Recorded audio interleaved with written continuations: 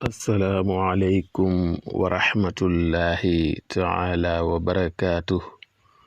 Mbokk yi ñuy bàyyi xel ci chaîne YouTube bi di yaatal xeltu yin wala yeneen plateforme yi ñu ngi leen di nuyu di leen ziyaar di am mbégte di fas yéene ànd ak yéen ci ñaan goo xam ne day jëm ci wàllu góor gu bëgg soxna wala jigéen gu bëgg boroom kër. waxuñu nag kuy caaxaan, góor gu bëgg soxna wala jigéen gu bëgg boroom kër.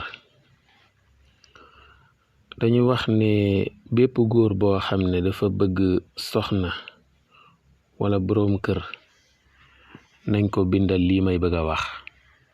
ginnaaw a'uudu billahi min ash-shaytaani ar-rajiim bismillahi ar-rahmaani ar-rahiim nañ ko bindal fatiha ba mu jeex, muy alhamdulillahi rabbil alamin arrahmani arrahim malik yawmiddin ba ca wala dallin.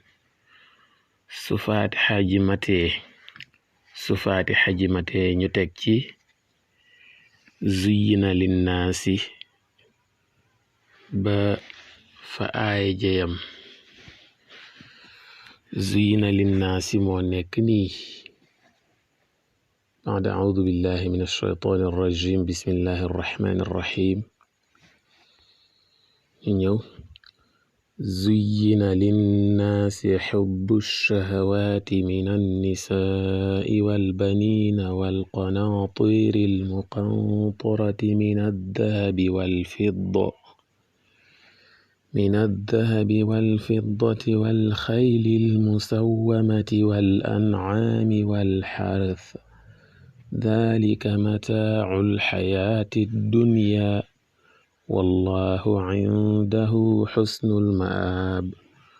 kon bu Faatiha ji matee lii lañ ciy teg. kon ñu jàpp ko bu baax. zuyyina linnaasi fii lay commencé yam ci xusnul maab. kon lii du ci bokk, lii itam du ci bokk. loolu lu jar a bàyyi xel la. kon mbokk yi loolu lañ koy bindal. ginnaaw a'uudu billahi min ash-shaytaani ar-rajiim bismillahi ar-rahmaani ar-rahiim ñu bind fatiha ba mu mat, tekki zuyyina linnaas ba ca xusnul maab. zuyyina linnaas ba ca xusnul maab moom juróom-ñaari yoon nga koy bind.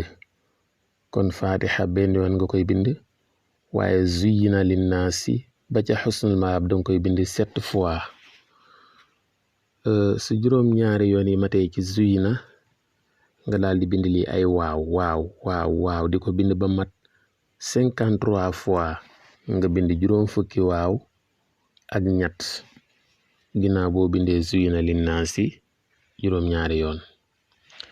su fekkee dafa am koo bëgg, maanaam jigéen gi daa am góor gum bëgg, mu daal di cay dugal turu góor gim bëgg mu féete ca kaw ci biir waaw yi da koy yaatal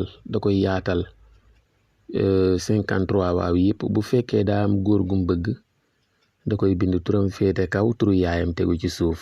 mooy bu fekkee jigéen gi moo am góor gum bëgg. su dee itam góor gi moo am jigéen gum bëgg, ginnaaw bu yaatalee waaw yi 53 waaw yi mu bind turu jigéen gi mu bëgg ci kaw, teg ci turu yaayam. su fekkee nag yow góor gi amul benn jigéen boo bëgg, soxna rek nga bëgg, wala jigéen gi amoo benn góor boo bëgg, boroom kër rek nga bëgg, na baax rek.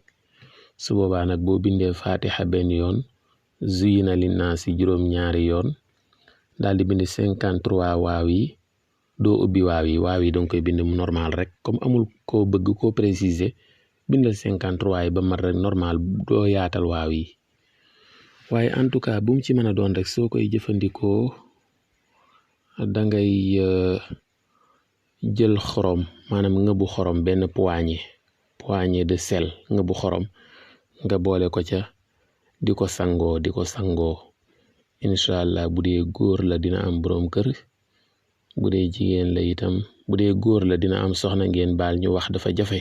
bu dee góor la dina am soxna incha allahu rabbi, bu dee jigéen la dina am boroom kër. ngi leen di ñaax ngeen abonné ci chaîne YouTube bi di Yaatal Xeltu di seetaan vidéo yi di commenter di aimer jaa ngeen jëf wasalaam